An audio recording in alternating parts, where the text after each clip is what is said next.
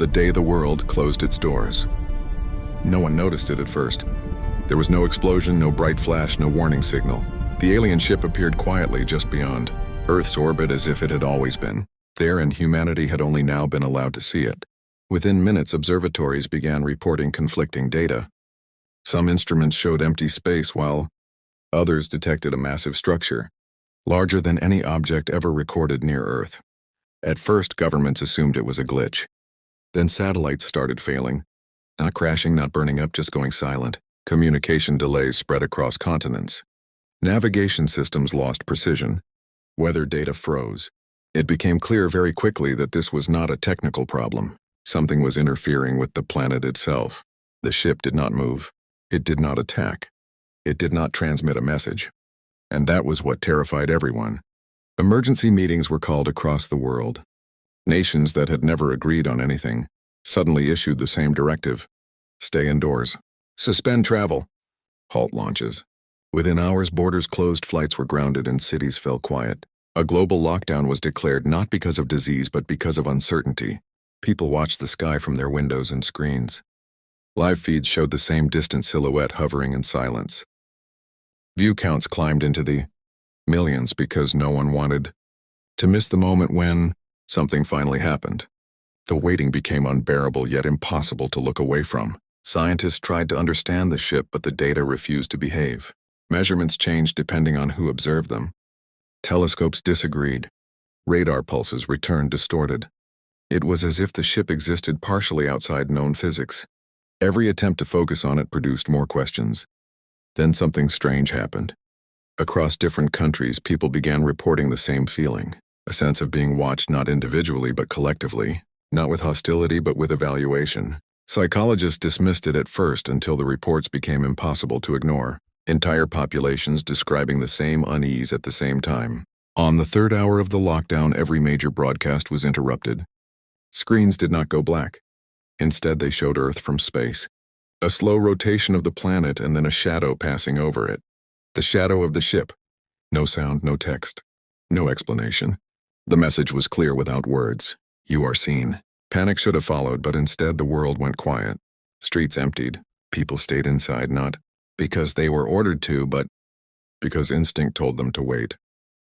Something had arrived that did not need force to control us. Its presence alone was enough. No one knew why the ship had come or how long it would stay, but everyone understood one thing. This was only the beginning. Still watching? Stay right here and subscribe, because in the next chapter, the real reason behind the global lockdown begins to surface, and what humanity discovers will change how we understand our place in the universe forever. Humanity under observation.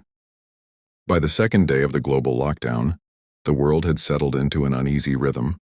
Streets were empty and cities were eerily silent. People stayed glued to their screens, watching live feeds of the massive alien ship hovering beyond Earth's orbit. It moved slowly, almost imperceptibly, yet every shift seemed calculated. Scientists began noticing a pattern. The ship wasn't just in orbit, it was scanning, analyzing, measuring. Every rotation, every adjustment of its massive form corresponded with the movement of satellites, space debris, and even meteor trajectories. This realization sent a shockwave through the scientific community. The ship wasn't targeting humans directly.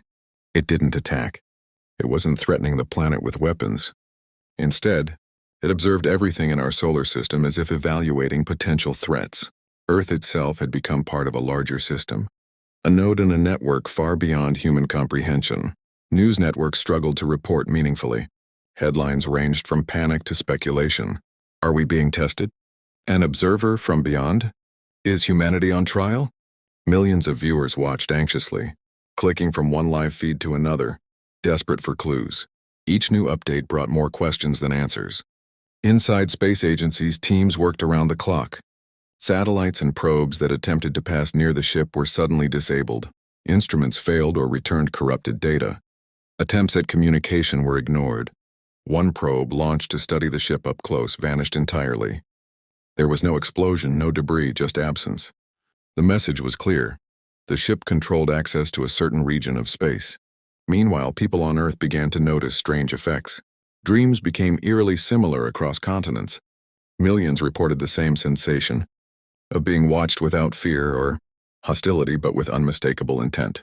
Social media lit up with identical descriptions from unrelated countries. Psychologists called it mass suggestion, but the patterns were too precise. Something in the ship's presence affected human perception on a global scale. Governments responded cautiously. Most domestic restrictions remained while international travel was halted. Citizens complied not out of fear of punishment, but out of instinctive understanding. That movement now carried consequences. Even the military paused exploratory missions. Every action, every signal was potentially under observation. The first breakthrough. A single satellite temporarily regained full functionality and transmitted a fragment of data from the ship.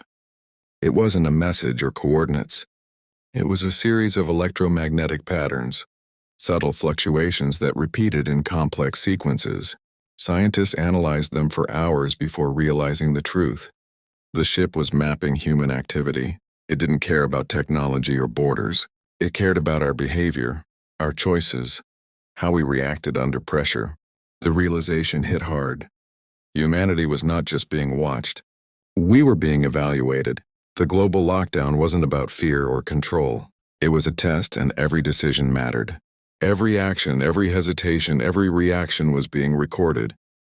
If you're still watching, stay tuned and subscribe, because the next chapter reveals the ship's ultimate purpose, what happens when the observation ends, and how humanity responds to a force far beyond anything we have ever imagined. The conclusion will change everything we thought we knew about our place in the universe, the test of humanity. By the third day, the reality of the situation had settled across the globe. The alien ship had not attacked. It had not sent messages. Its presence alone had forced a worldwide lockdown and turned humanity into subjects of observation. Streets remained empty, offices and schools were closed, and people waited quietly, aware that every decision, every action was being watched. Inside control rooms, scientists pieced together the patterns. The ship's electromagnetic signals were a continuous record of human behavior. From space, it could see the organization of cities, the movements of people, even patterns of communication.